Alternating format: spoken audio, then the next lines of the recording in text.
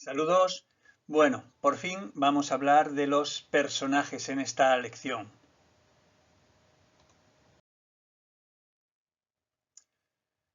Mirad, construir los personajes pues tiene su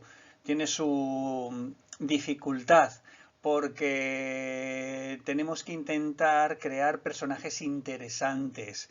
Es decir, nuestro protagonista o héroe tiene que ser interesante, igual que el villano tiene que ser súper interesante. Hay novelas que tienen tanto éxito precisamente porque el villano es muy interesante. Si no, fijaos en Lord Vader de la Guerra de las Galaxias. Ya sé que empezó siendo una película, pero bueno, es un ejemplo de donde el villano le da muchísimo interés a la historia. Hablaremos de cada uno de los tipos de personajes, no os preocupéis, ¿vale? Pero mirad, lo más importante que tiene que tener un personaje es que tienen que querer algo con toda su fuerza, con todas sus ganas. Necesitan tener una motivación muy fuerte para poner en marcha la historia, ¿de acuerdo? Ya sea el protagonista. El secundario también tiene, a ver, si el secundario va con el héroe, no es porque le hemos puesto y va como un esclavo detrás. Bueno, si es un esclavo, porque en la historia que tú has creado hay esclavos y el héroe tiene un esclavo, pues sí, podría ser.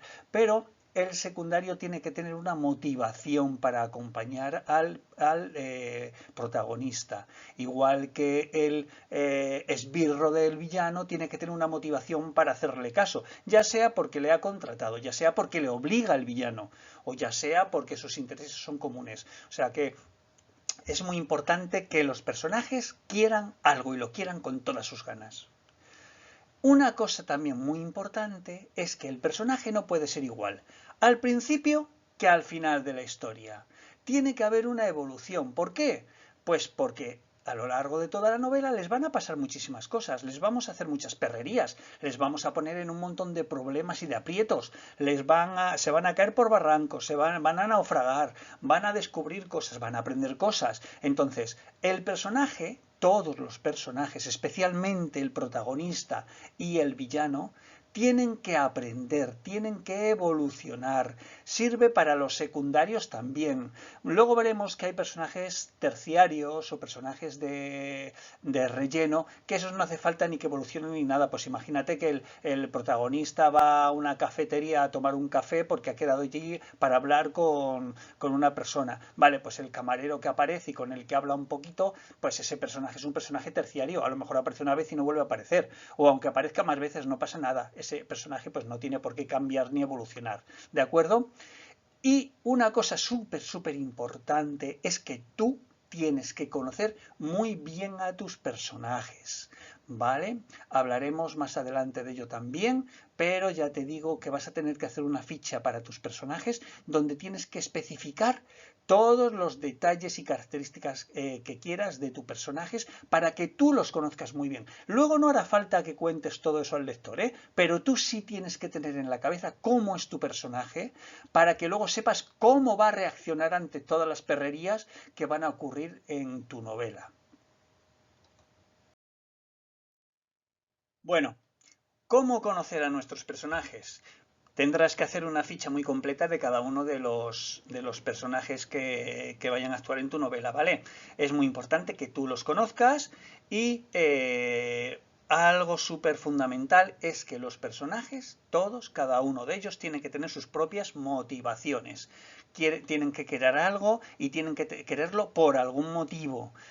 Si tu personaje le mueve el dinero, pues entonces tendrás que ponerle ese tipo de estímulos para que actúe, porque si le pones comida a lo mejor no consigues que actúe o que se vaya a la aventura o que se decida. Es decir, si tienes un secundario que va a acompañar al héroe, pues ese secundario tiene que querer ir por algo. No puede ser porque se lo diga el héroe y ya está. No es un pelele, tiene sus pensamientos y tiene sus ideas y tiene sus deseos. Si, por ejemplo, el dinero es lo que le mueve al secundario, pues entonces será porque quiere conseguir una recompensa, un dinero, un tesoro o lo que quiera quieras, ¿vale? Y no le puedes motivar con otra cosa porque eso es lo que quiere.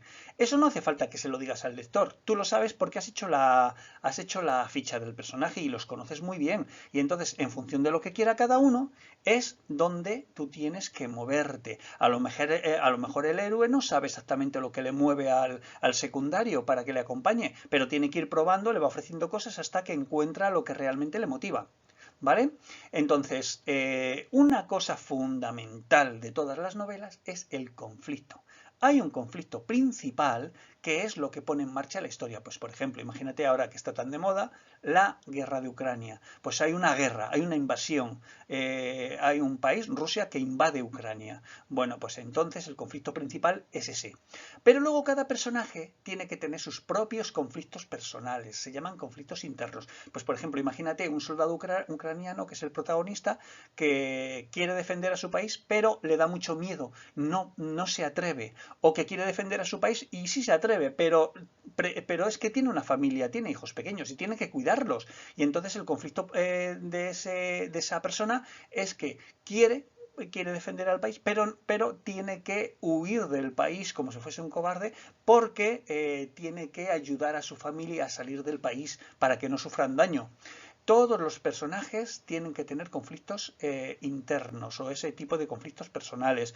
Vale, a lo mejor si tú eres uno de los alumnos más jóvenes de este curso, no utilices los conflictos internos. Céntrate en el conflicto principal, que ya tenemos una lección específica para ello, ¿vale? No te preocupes, que lo veremos exactamente lo que es y trabajarás con ello.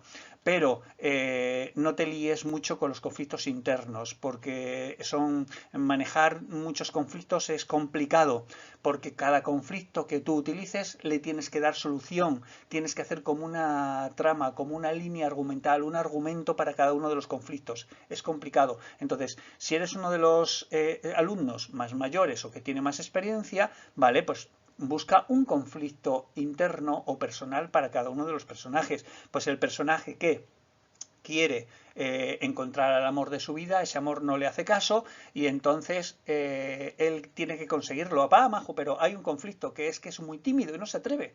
Entonces su conflicto interno es que tiene que superar esa timidez. ¿Vale? ¿Se entiende, verdad? Muy bien. Los personajes tienen que tener alguna característica especial. No podemos describir a los personajes y que sean vulgares y corrientes normales, porque si todos son normales, el lector se va a confundir. Alguna característica especial tiene que tener, ya sea que es muy feo, o que es muy guapo, o que como Harry Potter tiene una cicatriz en forma de rayo en la frente, o que le mataron un mago malvado, le mató a sus padres, o que lleva unas gafas redondas. Bueno, pues son características especiales que tenemos que dar al lector. Entre las 3 o 4 cositas que le digamos al lector de cómo es nuestro personaje, esas características especiales, y lo que se imagine él construye en su cabeza el personaje. No tenemos que darle todos los detalles, ¿vale? Y ese personaje tiene que tener un nombre adecuado. No puede ser que llamemos, imagínate un personaje que es un extraterrestre y le llamamos María Luisa o Marco Antonio. Pues no puede ser. Tendrá que tener un nombre de extraterrestre. Busca nombres de extraterrestres. ¿Cómo se llaman los extraterrestres? Pues no tengo ni idea. Busca en Google a ver si hay un listado de nombres de extraterrestres. Pero tendrá que tener un nombre. Invéntate un nombre para un extraterrestre, ¿vale? Esa persona, ese extraterrestre, ese protagonista, ese villano, tienen que tener su propia voz. ¿Qué significa su propia voz? No significa que tenga voz de pito, o que tenga voz ronca, o voz muy grave, o voz muy aguda, que también podría ser característico suyo, ¿vale? A lo mejor es una de sus características especiales. Se refiere a cómo habla.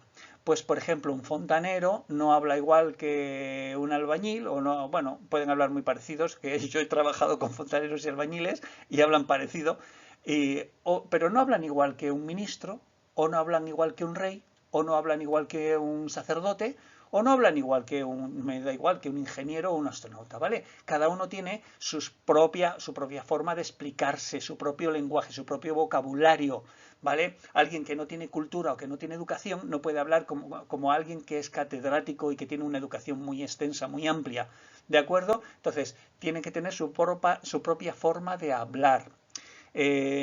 te digo lo mismo, si eres uno de los alumnos más jóvenes, tampoco te preocupes demasiado, no pasa nada. Yo te iré guiando en los ejercicios y te iré poniendo anotaciones. Oye, pues este que me has puesto aquí, que es un niño de primero de primaria, está hablando como un niño de primero de la ESO. No puede ser, tiene que hablar con un lenguaje más sencillo, ¿vale? Cosas como ese, de ese tipo. Y algo súper importante también es que no puede ser que haya un personaje que gane siempre, o que pierda siempre, o que sea solamente bueno o solamente malo. Los buenos tienen que tener algún aspecto malo. Los malos tienen que tener algún aspecto bueno, como en la vida real, ¿eh? Puede haber una persona muy buena, pero que luego tenga alguna manía, alguna cosa rara que no sea muy buena del todo. Igual que una persona muy mala, un villano muy malo, malísimo, pero resulta que luego tiene a su gato que le quiere muchísimo, o a su hijo, o lo que sea, ¿vale? Una excepción sería la literatura infantil. Con los niños pequeños sí tenemos que definir muy bien el carácter de los personajes. El bueno tiene que ser bueno y el malo tiene que ser malo, porque los niños muy pequeños no los podemos confundir, no diferencian bien esas mezclas. Entonces no podemos, si al bueno le ponemos alguna cosa mala, le vamos a hacer un lío enorme. Tenemos que hacer que el bueno sea bueno y el malo malo, ¿vale? Pero para literatura juvenil o literatura adulta tenemos que mezclar, igual que en la vida real, ¿vale? Entonces, con todas estas características que te he contado, ahora lo que vamos a hablar en las siguientes lecciones es de los diferentes tipos de personajes, cómo describirlos y qué características tiene que tener cada uno de ellos. Pero lo fundamental es lo que hemos hablado aquí, ¿vale? Bueno, pues venga, seguimos el curso.